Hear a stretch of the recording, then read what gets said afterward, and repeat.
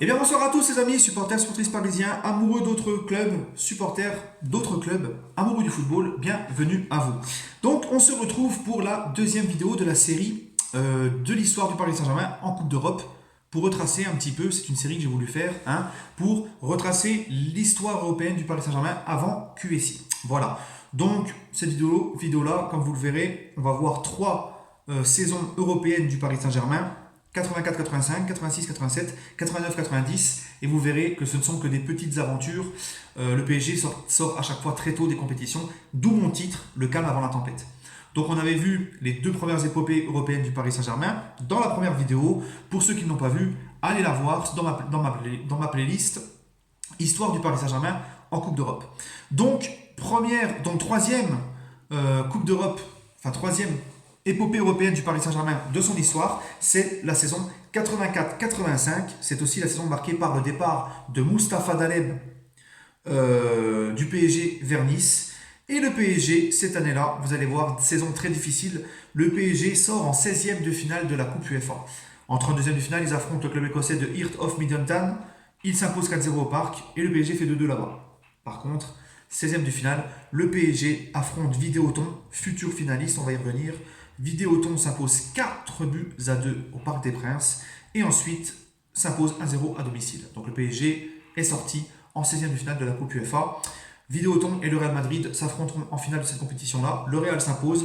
À l'époque, ça se jouait en match aller-retour, la finale. Le Real s'impose 3-0 à Bernabeu et perd 1-0 s'impose 3-0 à Vidéoton, pardon, et perd 1-0 à Bernabeu.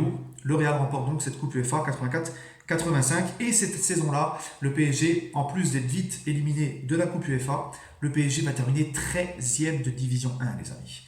Mais la saison d'après, donc c'est une année, on va dire, catastrophique pour le PSG, éliminé en 16e de finale de la Coupe UEFA, un Paris Saint-Germain 13e de D1. Donc il y a du changement directement dès l'été qui suit pour préparer la saison 85-86. Donc, et le Paris Saint-Germain enregistre l'arrivée de Gérard Houllier en tant que coach en provenance de Lens. Joël Batz, le gardien, arrive en provenance d'Auxerre. Et Omar Da Fonseca arrive en provenance de Tours.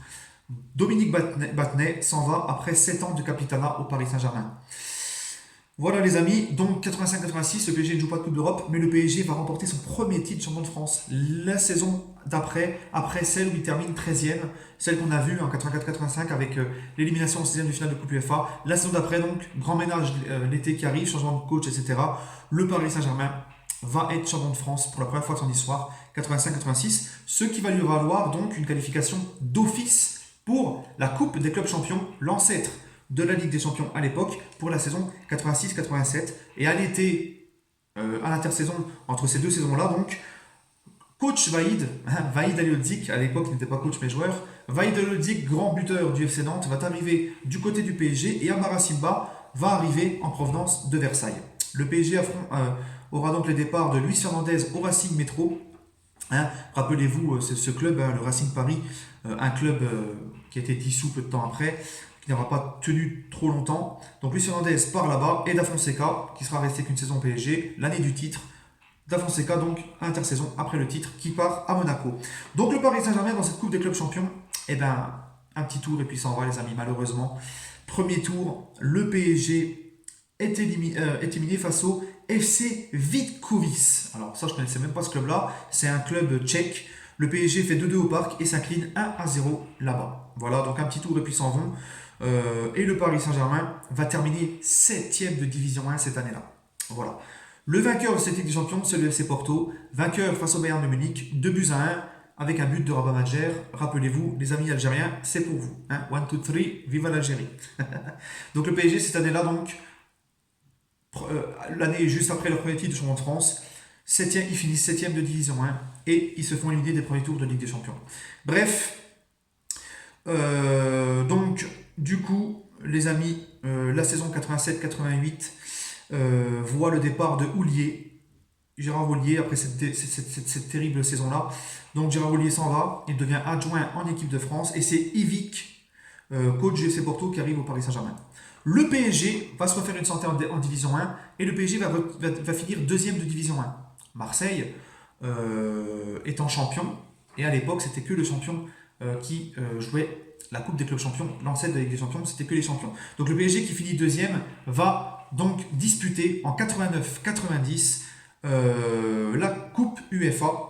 Le Paris Saint-Germain donc va sortir comme en 84-85. Le Paris Saint-Germain va sortir en 16e de finale. Malheureusement, ça ne peut pas passer. 32e de finale, le PSG affronte le FC Lahti, un club finlandais. Le PSG fait 0-0 là-bas et s'impose 3-2 au parc. 16e de finale, le PSG encore et toujours la bête noire face à la Juve. Le PSG s'incline face à la Juve 1-0 au Parc des Princes et 2-1 à Turin. C'était Gallia qui avait ouvert le score pour la Juve. Daniel Bravo, 4 minutes plus tard à la 30e, avait redonné des espoirs au Paris Saint-Germain. Il suffisait juste que le PSG marque un deuxième but pour se qualifier, mais malheureusement c'est la Juve qui a marqué le deuxième but à Turin, de Agostini à la 83e minute. Le PSG donc s'incline en Coupe UEFA et va finir 5e de Division 1 pour la saison 89-90. Le vainqueur de cette Coupe UEFA là, c'est comme en 83-84 quand le PSG sort en 16e face à la Juve. C'est la Juve qui avait remporté la Coupe UEFA. Rebelote quelques années plus tard, donc la Juve élimine le PSG en 16e et c'est la Juve qui va au bout de cette compétition-là en s'imposant 3-1 face à la Fiorentina à Turin et 0-0 à Florence au match retour. Voilà les amis, donc c'était la petite vidéo, c'était la deuxième vidéo de la série. Et ensuite on va attaquer vraiment l'histoire du Paris Saint-Germain en Coupe d'Europe, l'histoire positive avec les belles années. Vous allez voir les amis, on se retrouvera donc demain pour mon live entre 20h et 21h, mon live YouTube. Et puis la troisième vidéo de la série, je la préparerai et je la sortirai dans pas longtemps. Merci les amis et bonne soirée à vous.